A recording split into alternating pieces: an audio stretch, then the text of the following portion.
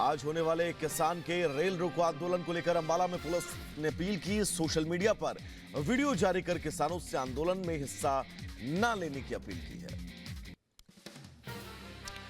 आज भारत और यूरोपीय मुक्त व्यापार संघ के बीच होने वाला बड़ा व्यापार समझौते के बाद लाखों की संख्या में रोजगार होंगे पैदा।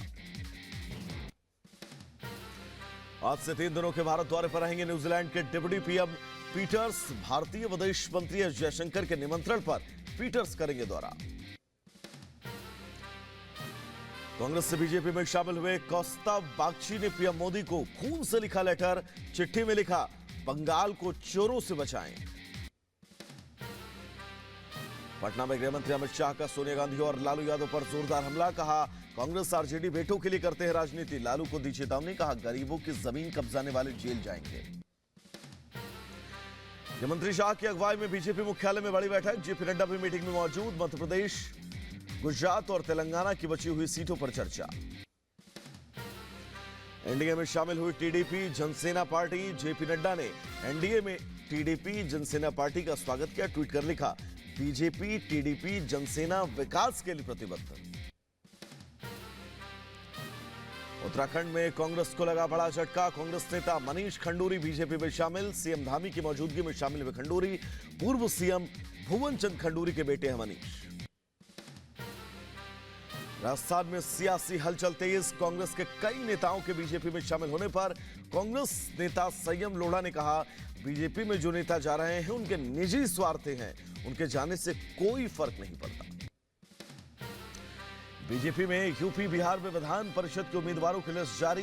बिहार से मंगल पांडे, लालमोहन गुप्ता और यूपी से अशोक कटारिया, मोहित बेनीवाल समेत 7 नामों का ऐलान। बीजेपी के विधान परिषद उम्मीदवारों की लिस्ट पर बोले बीजेपी के राज्यसभा सांसद बाबूराम निषाद, बीजेपी में सबको सम्मान मिलता है। हमारी पार्टी एक कैडर बेस्ड पार्टी है।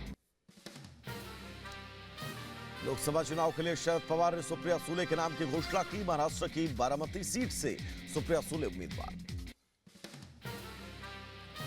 सपा अध्यक्ष अखिलेश यादव ने मोदी सरकार को लेकर दिया विवादित बयान। कहा, 10 साल तक हिटलर भी राज कर रहे थे, इनके तो 10 साल पूरे हो चुके हैं। जनता अच्छे से इनकी विदाई करेगी। सपा मुख्य अखिलेश के हिटलर वाले बयान पर बोले बीजेपी नेता राकेश त्रिपाठी, अखिलेश का मानसिक संतुलन खो चुका है, उनकी जमानत जब्त होने वाली है। उत्तर प्रदेश में उनकी सीटें आने वाली तो थी नहीं, मार्जिन और कम हो जाएगा, जमानतें और जगहों पर जब्त हो जाएंगी। बेहतर होता कि मौन साध करके रहते, लेकिन यह संयम अखिलेश जी में नहीं है, वो हताशा के दौर में जा चुके हैं। उधर नेशनल कॉन्फ्रेंस के नेता फारूक अब्दुल्ला ने अखिलेश के बयान से किया किनारा। कहा, प्रधानमंत्री बीजेपी के किसी धर्म विशेष जाति के नहीं हैं, प्रधानमंत्री देश के हैं। अखिलेश यादव के पीएम मोदी को हिटलर वाले बयान पर बोले नलिन कोहली, कांग्रेस हो, अखिलेश यादव हो, लालू यादव हो, इन्होंने तय कर लिया है कि वो पीएम मोदी पर व्यक्तिगत टिप्पणी ही करेंगे। कांग्रेस पार्टी हो या अखिलेश जी हो या लालू जी, इन्होंने तय कर लिया है कि व्यक्तिगत टिप्पणी प्रधानमंत्री जी के खिलाफ जरूर करेंगे। उनके पास कोई सकारात्मक एजेंडा नहीं है, इसीलिए व्यक्तिगत इस प्रकार की भाषा का प्रयोग कर रहे हैं। उधर अखिलेश के हिटलर वाले बयान पर बीजेपी नेता टॉम वडक्कर ने किया पलटवार। कहा, इस बार तो अखिलेश यादव की पूरी तरह से विदाई तय है।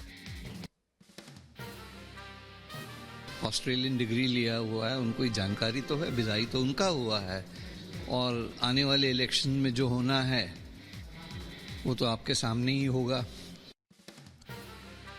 वहीं पश्चिम बंगाल में रामनवमी पर छुट्टी का ऐलान। आपको बता दें कि ममता सरकार ने पहली बार रामनवमी पर सरकारी अवकाश की घोषणा की है। 17 अप्रैल को दरअसल रामनवमी है।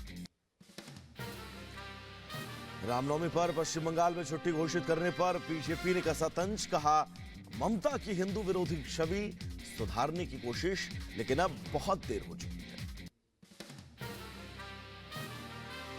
आगे बढ़ेंगे जहां पर आपको बता दें, उत्तर प्रदेश सरकार में मंत्री बनने के बाद पहली बार मऊ पहुंचे दारा सिंह चौहान। लोकसभा चुनाव में बीजेपी की जीत और 400 पार का दावा किया।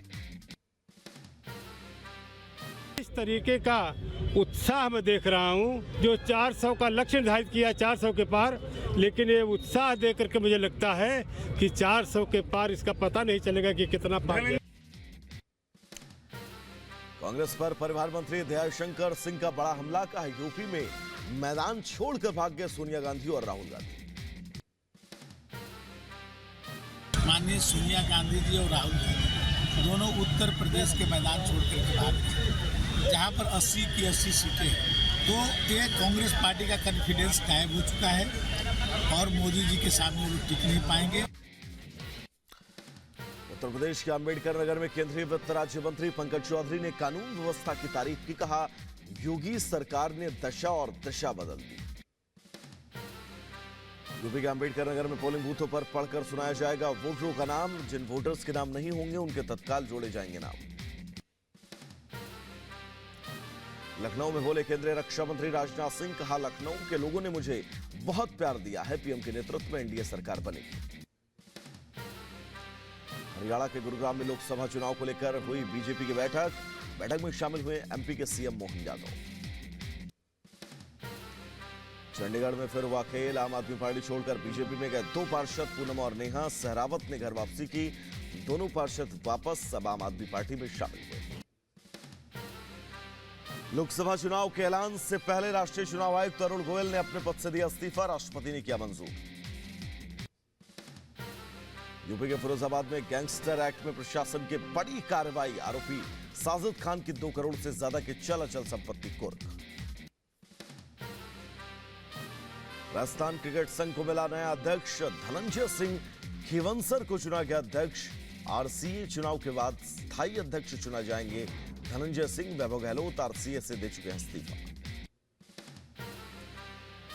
उधर पंजाब के मोहाली में पुलिस और बदमाशों में मुठभेड़, एनकाउंटर में 3 बदमाशों को लगी गोली। बदमाशों ने डेरा बस्सी में फायरिंग की थी, जिसके में एक महिला की मौत हुई थी। महाराष्ट्र के कोल्हापुर में गोदाम में लगी भीषण आग, बगल चौक शाहू मिल रोड पर पटाखा गोदाम में लगी आग। यूपी के अंबेडकर नगर में देर रात बड़ा हादसा, डबल डेकर बस अनियंत्रित होकर पलटी, हादसे में 1 की मौत। डबल डेकर बस पलटने से कई यात्री हुए घायल, 6 यात्री को अस्पताल में कराया गया भर्ती। बस में 26 यात्री सवार थे। इसमें 26 लोग इंजर्ड हुए थे और जिसमें से अभी तक 1 कैजुअल्टी है और 2 लोगों को मेडिकल कॉलेज हेतु रेफर किया गया है। उत्तर प्रदेश के बहराइच में ईंटों से भरा ट्रैक्टर ट्रॉली पलटा, ट्रैक्टर के नीचे दबकर 1 मजदूर की मौत, जबकि 2 लोग गंभीर रूप से घायल। बहराइच में दिखा भेड़ियों का आतंक, खेत गई 12 साल की किशोरी पर भेड़िए ने किया हमला, बुरी तरह से घायल हुई किशोरी।